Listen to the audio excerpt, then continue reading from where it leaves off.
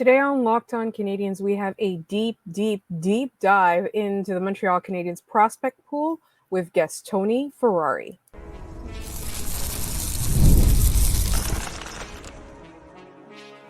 You're Locked On Canadiens, your daily podcast on the Montreal Canadiens, part of the Locked On Podcast Network, your team every day. Hi there, everyone, and welcome to episode 1116 of Locked On Canadiens. We thank you, as always, for making us your first listen of the day. As you know, we are free and available wherever you get your podcasts, as well as on YouTube as part of the Locked On Podcast Network, where you get your team every day. And today's episode is brought to you by Game Time. Download the Game Time app, create an account, and use code LOCKEDONNHL for $20 off your first purchase. Terms apply. My name is Laura Saba, and today I am joined by not just my wonderful co-hosts Scott and Matt Love, Habs Eyes on the Prize, but the incomparable Tony Ferrari of the Hockey News. Those of you who have been longtime listeners will know Tony Ferrari has the most fun, engaging, accessible draft analysis. What is excessive is the number of questions I asked him, actually. We asked Tony so many questions that this is just part one, and I promise you every second of this conversation with Tony was fun. Do you want to know what Demidov's ceiling is? Do you want to know how deep the Habs prospect pool is? It's so fun. Like, honestly, we were feeling optimistic about the Habs' future. We do have some question marks, but talking to Tony always makes me so hyped up of the Montreal Canadiens' future as a whole. And without further ado, I bring you part one of our conversation with Tony Ferrari of the Hockey News. So Tony, welcome. Thank you so much for being with us. And I want to mention to everybody that the day you're listening to this episode, Tony has an article coming out all about the Habs. Tony, how are you? Tell us about what you wrote. I'm good. I'm happy to be back with you guys. It's been fun. Last time, I think, was the live stream where we talked about other teams and their prospect pools and the wonderful nature of all of that. But yeah, I've been doing a prospect pool overview series at thehockeynews.com where I'm basically doing a big deep dive into every team's prospect pool, going over the entire 2024 NHL entry draft, and as well as their top 7 to 10 prospects in the pool as well outside of that 2024 draft. So the Montreal one is, as I'm sure many Montreal fans will like to hear, the longest I've done this year. So it's a very good, very deep prospect pool. It's an interesting pool because every time I try to cut out a player, I'm like I can't leave Josh Waugh out. Like, the guy played NHL games last year. Like, well, I can't leave Bogdan Konyushkov out because, like, everyone in Habs land loves this kid. So I went in on everybody that you could think of, and I'm sure some Habs fan out there is going to be like, well, Tony, what about this 6'7" guy that we haven't signed yet, but he's rumored to sign with us? So it's always fun. It's a fun deep dive into everything. And the other thing I like doing about this is it forces me to go back into the 2024 draft class one last time really deeply and relook at some of the guys that I either saw very little of or not that much of at all, if any games. So guys lower in the draft, like a Tyler Thorpe, like I've seen him a few times, wasn't a huge fan, but as I watched him more in this process, I'm like, okay, well, now I kind of see what the Habs wanted in a player like this. So you go up and down every team's draft class, and you find a lot of players that you're like, maybe I didn't value this guy as much as maybe I should have, and then you have other players where you're like, drafted him in the 4th round. So I like to avoid spoilers. We won't go into too much detail, but maybe you were at the 2024 NHL draft at the Sphere. Like, maybe give us your impression of how you think the Habs did in the moment. Like, you were there and you're like, you come away from it and you're like, how did the Habs do this weekend? From our perspective, we weren't too sure about day 2, but we were very, very pumped about day 1. So what are your thoughts on what they did this year? I think it's hard to really gauge 4th, 5th, 6th round picks. And with the Habs, I think you have that. With guys like Owen Protz and Tyler Thorpe, like I mentioned, they're guys, and maybe they develop into something. You can see what exactly they were going for with a certain player, different skills that these guys have. You draft a goal like Marcus Mikas Vekvanags, and you go, well, he's got some skill. Like, he showed up at the U18s. Like, there was a lot of really good moments there. He kept his Latvian team in every game when they probably shouldn't have. But really, you look at any draft, and you look at the first 3 rounds primarily, and I think the Habs really did a good job of nailing those picks for the most part. Day one, like you said, absolute home run. I love both of their picks. I think they were probably the winners of day one pretty easily, in my opinion. And then you go beyond that in the 3rd round. I think Oscar Koivu is a really good player. I thought he was underrated all season long. And at the end of the day, you have the nostalgia factor of his dad being the captain of this team for 9 years. And then Logan Sawyer, if you're going to swing on a kid from Junior A, why not do it kind of at the end of the 3rd round? I like the pick. Not my favorite player in the world. Would I have drafted him in that spot? Maybe not. But again, when you've made 2 surefire picks in the 1st round, you get a guy like Koivu who's a safe pick in the 3rd round, then you can take that risk with the last pick. So I think overall, I think the Habs did a pretty good job in the draft. Was it my favorite draft towards the end? Maybe not. But, man, this prospect pool is so deep. You have the ability to kind of go, well, this kid has a ridiculous shot. Maybe with some development, maybe with some time and patience, he can get his mobility up. He can get his passing ability up and just become even a surface-level finisher on an NHL team one day. So I thought they did a really good job. And, I mean, the star of the show on day one was, I mean, in my opinion, both the Habs guys. Ivan Demidov going early was just such a fun guy to talk to after the draft. When he was drafted, it was fun to kind of sit back with all the TVA guys, the TSN guys, the athletic guys, like Arpon Basu and everyone, and talk to this kid about what it's going to be like playing in Montreal, what he's prepared for. And then at the end, I kind of was like, you know what? No one's asked him any hardball questions. And this isn't really a hardball question, but let's give him something to talk about. And I was like, are you ready? Like, Montreal's missing a game breaker. Are you ready to be that game breaker? And his just instantaneous go to Kobe Bryant and wanting to bring the Mamba mentality to Montreal and how he wants to be the guy that scores the game-winning goal because that's how his team won games as he's grown up, and that's how his team's going to win games in the future. Stuff like that was just like, it's like, oh, man, like the Habs have got this kid now, and he really is going to be that difference maker that they need, the game breaker. I think Suzuki's a fantastic player. I think he probably reaches over a point a game this year, and I think a lot of people are going to really like what he's going to be able to bring over the next decade. Cole Caulfield's obviously fantastic. Yuri Slafkovsky came into his own last year and just really impressed everybody. I think kind of put a lot of the doubters to rest. But, man, Ivan Demidov is going to be the offensive catalyst for this team, and it's going to be a lot of fun to watch. It's funny that Laura and I, when we were talking about the draft and kind of decompressing on it afterwards, is we looked at the Canadiens and they went, here are their picks that we think they hit pretty well on all of these. And then they picked a bunch of guys who have projectable skills that they can build around. Like Owen Protz is the way that they talk about his positioning and his ability to play the body defensively. You can build out from a base. Tyler Thorpe being able to be a really heavy shot with his size that you can add to that. Ben Merrill can't skate, but can apparently just rip the puck that you can work on other things. Does it seem like, from your point of view, they drafted guys that maybe aren't fully polished, but have that base that they can really build off of to, maybe they get something out of it. Maybe they don't. Development's not a linear path by any means, but it feels like they had a plan to get guys with skill sets that they can build off of and attributes they can work with to really get the best out of these players. Yeah, I think that's a big thing with any draft, especially when you go late. You identify players that have a skill that you can build around. And like you said, with Protz, it's the guy's a violent player. He'll go out and try to murder everybody on the ice. Arbor Jacques Hayes, in the way he plays. And I think the Habs like a guy like that on the back end. He's not the biggest guy. He's not the fastest skater. Defensively, sometimes he does go and chase hits. But I think you need to have that at times just to be able to kind of regulate the way the game is played. You don't want guys taking shots and runs at some of your more skilled players. And while probably not going to be on the ice often with Ivan Demidov, if you do something to Ivan Demidov in the future and Owen Protz is on the ice, you're probably going to pay for it pretty heavily. And then the guy with Tyler Thorpe, like you said, the heavy shot, the big size, he's a guy that the biggest thing I noticed in going back and watching his game is this guy always goes to the net. He does a really good job of creating separation. And in creating that separation, the shot comes and he's able to kind of deflect it on net or at least get a piece of it.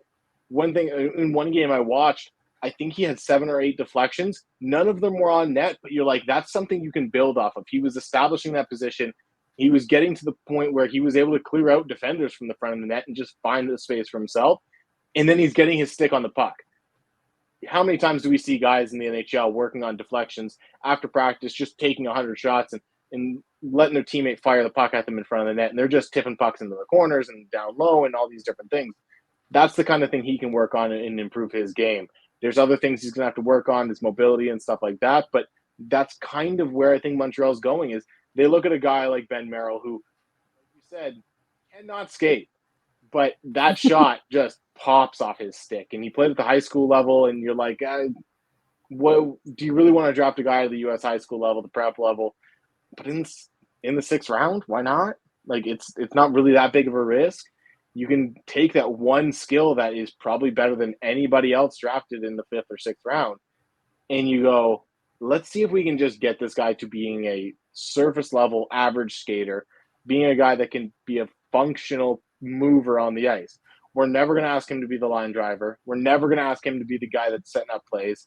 But if he can play a serviceable game at 5-on-5 and then just be a weapon on the power play, that's a really good asset, and you draft him in the 6th round. So you can take some swings like that late in the draft, and I think that's what the Montreal Canadiens kind of put their minds to. Even the 2 overagers they took at the end of the draft in Kanan and Bergqvist, they went for guys that showed progression from last year in just about every area.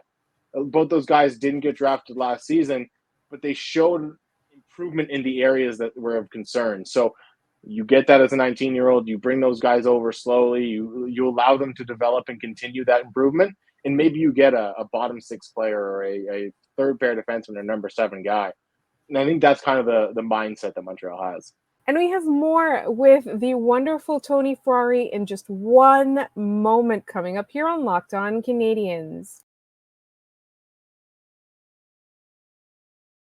First, this episode is brought to you by eBay Motors. Passion, drive, and patience. The formula for winning championships is also what keeps your ride or die alive. eBay Motors has everything you need to maintain your vehicle and level it up to peak performance. Superchargers, roof racks, exhaust kits, LED headlights, and more. Whether you're into speed, power, or style, eBay Motors has got you covered. With over 122 million parts for your number one ride or die, you'll always find exactly what you're looking for. And with eBay Guaranteed Fit, your part is guaranteed to fit your ride every time or your money back. Because with eBay Motors, you're burning rubber, not cash. With all the parts you need at the prices you want, it's easy to make your car the MVP and bring home huge wins. Honestly, this sounds like the Montreal Canadiens. All the parts we need and all at the prices we want currently. The future is bright, and so is eBay Motors. Keep your ride or die alive at ebaymotors.com. Eligible items only. Exclusions apply. eBay Guaranteed Fit only available to U.S. customers. And that's what I was going to lead to as well, because you've been studying, obviously, with part of this project, but also like in the past as well, you've done a lot of these deep dives into prospect pools. You've done some comparisons.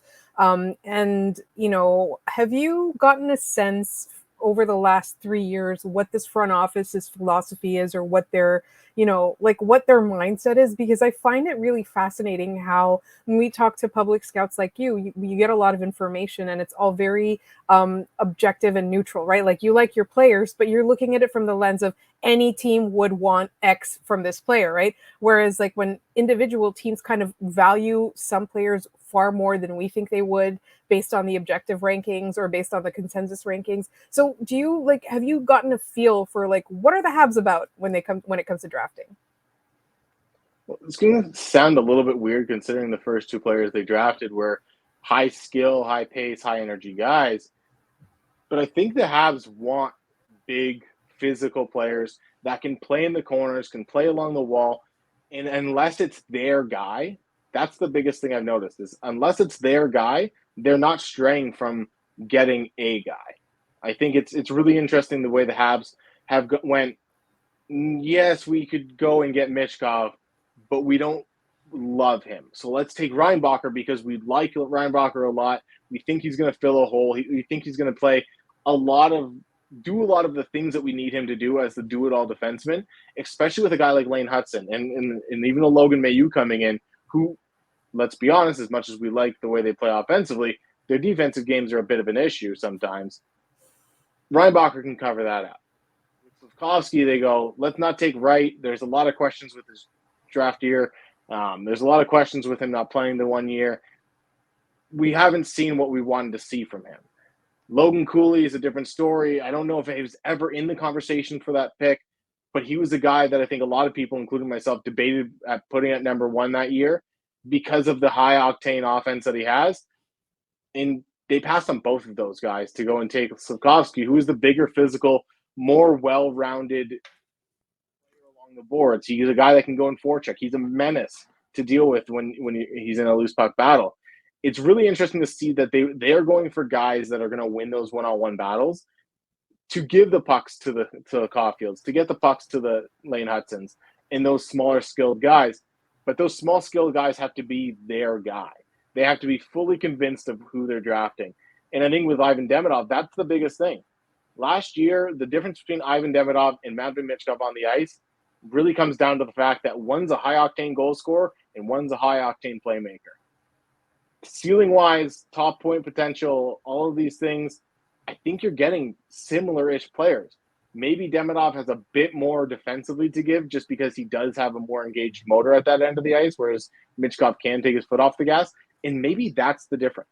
Maybe that's really the biggest thing that sold the Habs on taking Demidov, because he isn't their typical big, skilled playmaking winger who can drive on the sidewalls and really win a puck battle. Demidov is a guy that's going to go out there and play with all the flash and skill. So I think it really does take convincing to really sell them on that player. But when they are sold on that player, they make an effort to go and get that player.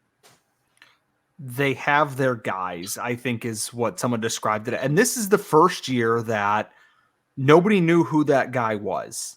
You know, there was a lot of talk, but I think, everybody was talking after the fact that the Canadiens didn't do a good job of hiding that they wanted Demidov. But I honestly, I heard every name other than Demidov, right? It sounded like they had given up on getting him. There was Beckett Seneca. There was Caden Lindstrom. Tijagila was my dream picks. I thought Demidov was going in the top 3 somewhere. And then Beckett Seneca went 3rd, which was one of the big names that we thought this is going to be the Canadiens guy this year. Maybe a little ahead of where they were supposed to go. And as a player, it makes sense, but it was the first time that Reinbacher was nailed on for 2 months out. It felt like Slavkovsky it went back and forth, but the 2 weeks leading up, it was just Slavkovsky. This year, until draft night, no one had a clue. The minute that it came out that Anaheim was leaning towards Seneca, it's I don't know what they're going to do now.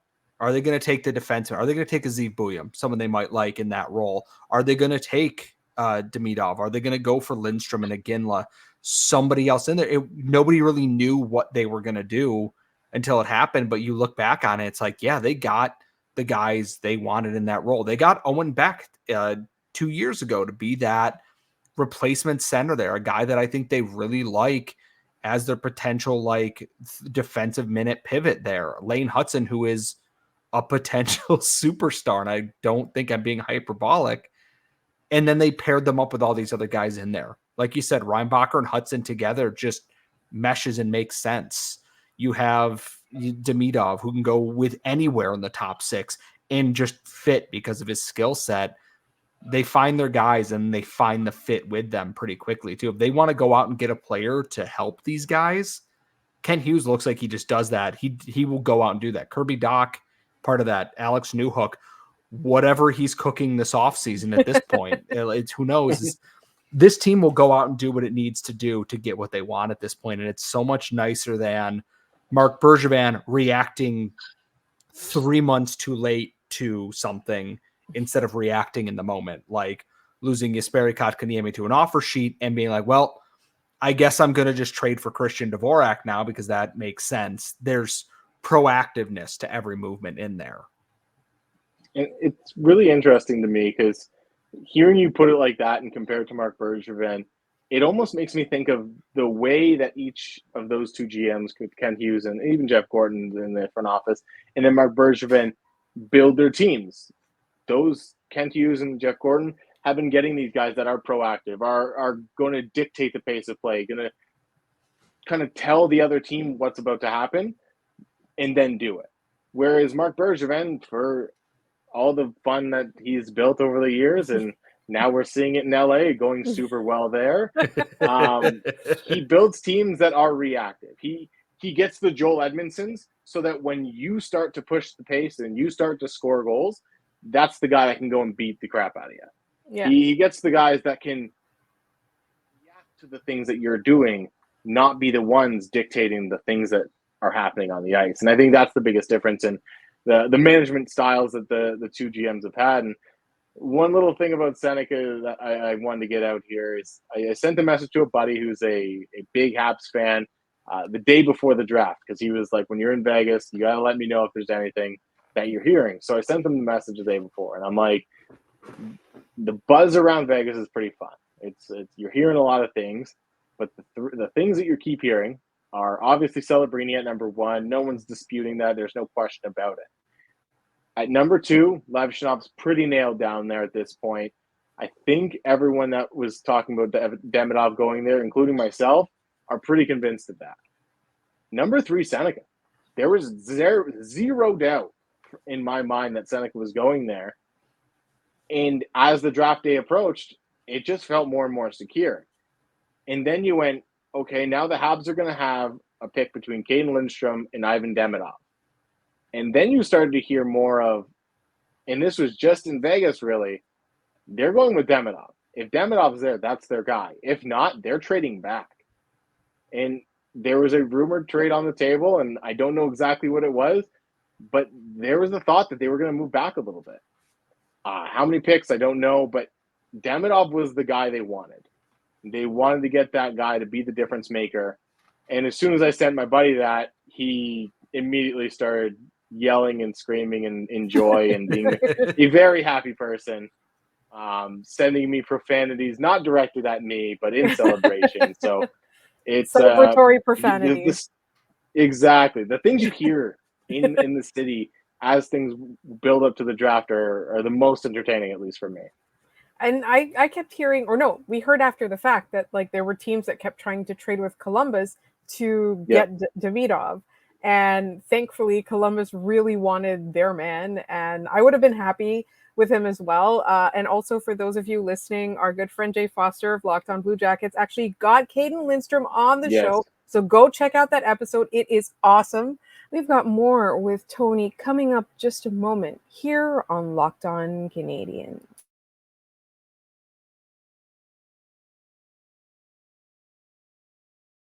But first, I have to ask you, how often do you get frustrated trying to buy tickets? You can't get the right prices you want, your seat is obstructed by some column in front of you, you're overpaying, and you're getting overcharged by all those add-on fees. Let me tell you about Game Time. You will no longer have any of these frustrations. Why? Because Game Time takes all of the frustration out of buying tickets. Particularly now, it's MLB season. It's one of my favorite things to do is go to a town and go to a baseball game there, in the summer.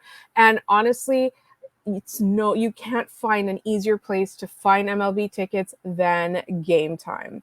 They have things like last minute tickets. They have flash deals. They have zone deals. It's all easy to find, and you can buy MLB tickets for every kind of event in your area. Anything, honestly, concerts, comedy shows, theater, anything. And you can get the view from your seat in before you buy, so you can see, you're not going to get the column obstructed. They have the lowest price guarantee, and they've got event cancellation protection, job loss protection, and so many other things. Honestly, for me, the biggest thing is the all-in pricing, because when you buy tickets, you end up paying exorbitant add-on prices, and with Game Time, what you see is what you're going to pay. So honestly, just take it from me. Take the guesswork out of buying MLB tickets or any tickets with Game Time. Download the Game Time app, create an account, and use code LOCKEDONNHL for $20 off your first purchase. Terms apply. Again, create an account and redeem code LOCKEDONNHL for $20 off. Download Game Time today. Last minute tickets, lowest price, guaranteed. But yes, back to the draft. So the 2024 draft is part of this plan that this team has, but also they've inherited some prospects from the Bergevin era who are still either developing or could potentially develop into something. So in this exercise that you do every year, how deep overall would you say is the Canadiens prospect pool? They're really deep. I think there may be deeper teams out there, but when you look at the prospect pool that the Habs have, especially on the back end, I think it's really interesting because not only do you have all these under 23 guys, and that's something I've added to it this year to this exercise, is accounting for those guys that are on the NHL roster, no longer considered prospects, but they're still 21, 22, 20 in some cases. Like the Habs list of players that are 23 heading into the season or will turn 23 at some point this season or younger. Slavkovsky, Caden Gooley, Jaden Struble, Alex Newhook, Kirby Doc, Cole Caulfield, Arbor Xhekaj. And that's not counting Lane Hudson. That's not counting if David Reinbacher gets games this year. And that's just the precipice of it. Like that's just the tip of the iceberg for these guys. The players coming up, Michael Hage, Owen Beck, Oliver Captain, Archis Koivu, Riley Kidney, Logan Sawyer. That's just at center. Like those are all players that could legitimately be NHLers. Maybe the upside's not there with guys kind of past Hage and Beck, but if you can get Michael Hage, Owen Beck, Oliver Captain down the middle behind Nick Suzuki, I think that's a really solid 4 centers for your team. Like I think it's absolutely fantastic. And oh no, Oliver Kapanen doesn't work. Well, now you have Archis Koivu. Oh no, Owen Beck doesn't become the third line center that we all thought he could be. He ends up being a winger on the second line. Darn, now Riley Kidney fills in or something. Like they've got serious depth at center. On the wing, I think it's a little bit more up in the air. I think on the right side you have Demidov, Meshar, Josh Waugh. I think that's fantastic. Those three are pretty much guaranteed, in my opinion, to be NHLers. But then you have guys like Vincent Rohr. Sean Farrell can play both sides. And one of the most interesting players in the entire prospect pool to me is Florian Xhekaj, who I think part of it, him being drafted last year, was his last name. But part of it was the fact that the way I talked about Tyler Thorpe in front of the net and the way he's able to kind of establish position there, make things happen, get deflections on net, create havoc. Arbor Xhekaj does that Florian Xhekaj does that really well as well. So he's a guy that maybe doesn't have the most upside, but he plays on your fourth line. He's kind of a jerk down there. He throws big hits. And then you throw him on your second power play unit as the net front guy. And who knows, maybe a couple of years he ends up with 15 to 20 goals. And you're like, where did that even come from? So funny. They've got so much up front. And then the back end, I mean, the depth of when I named all those players under 23, there was 3 or 4 guys that were already in the NHL that are 22, 21, 20 years old. Then you got Lane Hudson and David Reinbacher, who are kind of the star pupils of the class, the 2 guys that could be the future top pairing of this team in reality, the offensive dynamo and the do-it-all kind of defensive guy. And then you got Logan Mailloux, who, off-ice troubles aside, everyone's addressed those, everyone's talked about those. He did a really good season in the AHL last year. Offensively, he can push the puck, he can push the pace. Defensively, I think some Habs fans get mad at me when I say this, but it's an adventure sometimes still. His decision making still isn't great. Like, that's the thing. It's not the greatest. But then you go through the rest of the pool. Like Bogdan Konyushkov had a big season in Russia. He's the captain of his KHL team. Like this kid is put in prime minutes in all situations. He plays a lot in everything that his team needs. Then, I mean, maybe a guy like Dmitry Kostenko or Danil Sobolev just kind of find their way and become solid players on that third pairing as that number 7 guy, or even as that AHL top pairing guy. That when you get an injury, they're good guys to call up and they can play surface level minutes. They can play league average minutes and not burn you. So I think the depth that they're building in the prospect pool is pretty fantastic. And then, I mean, you look at their goalies in net. I think Jacob Fowler is the goalie of the future. There's little debate about that. But then you have guys like Dobes and Volokin and Quentin Miller, Joe Verbetic, who's even a guy that is a solid guy that you bet on, and maybe all he is an AHL guy, but he's a guy that fills a spot in your organizational depth chart. And I think they've done a really good job of building up depth throughout the prospect pool, whereas I remember the first year I did this was a few years ago, before Hudson, before Slafkovsky, before all this, right after that run to the Cup final, and I was like, oh boy, this prospect pool is not that great. So seeing Kent Hughes and company turn it around, it's really fun to see this group build it up. And like I said, every time I wanted to stop writing about this team, there was another prospect where I'm like, oh yeah, I guess I should probably include Jacob Fowler in this because he tore it up last year in the NCAA. So it's a good deep prospect pool. It's funny listening to you like list down like the wingers here that I'm like, we get to a certain point, I'm like, okay, Vincenz Roars is probably not going to ever be a top 6 like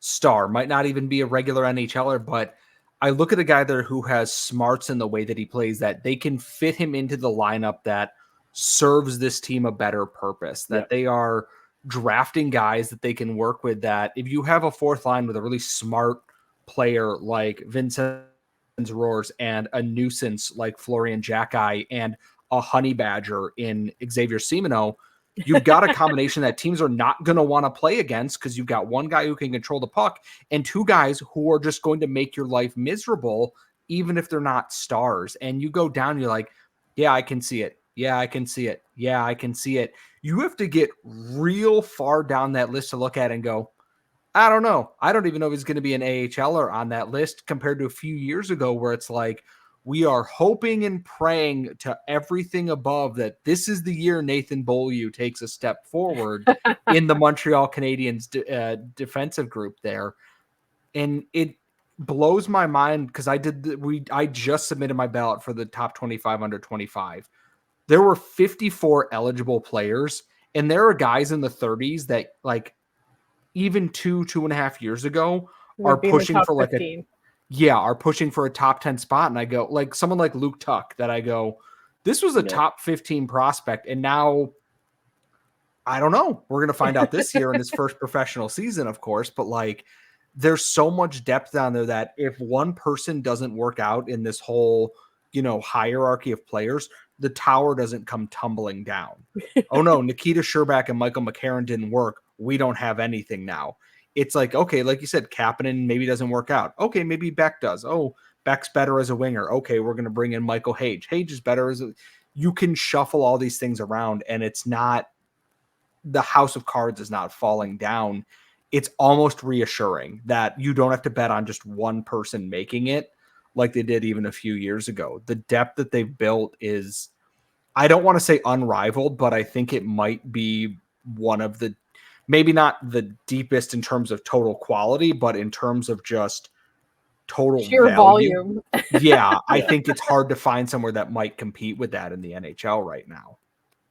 Yeah, and it was so funny because like this week, I have Minnesota coming out yesterday, and then Montreal coming out when this episode airs. But last week I had to do Florida and Edmonton back to back. In credit to them, they were both just in the Stanley Cup final. They do not care about their prospect pool. They probably, 7 fans probably read both of those pieces of the book because they literally could not care less about who's coming in the system. But oh boy, the stretch to say, who knows about this guy? There were some players that I had to include just to get something written, basically. And I was like, I don't know if more than Matthew Savoy is ever going to see an NHL game from this entire Edmonton Oilers prospect pool. So yes, Montreal is in a much better spot than they were a few years ago. And depth-wise, they're probably pretty close to the envy of the league, if not the best. Top 3 for sure. Top 3. And that's just part 1 of our conversation with Tony. Honestly, like every moment of that conversation just made me more and more optimistic about the Habs, more and more excited about their prospects, more and more hype for next season, more and more hype for Demidov. Is there anything Tony cannot make you fall in love with? And I thank him so much for his time. So if you want to follow Tony, You can find him on Twitter at the Tony Ferrari.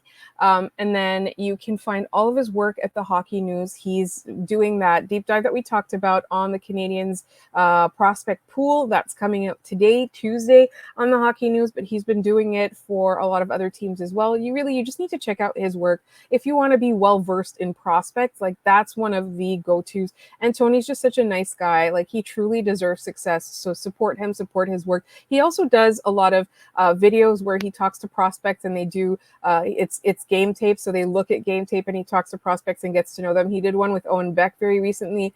You can check out his work because it truly, truly is.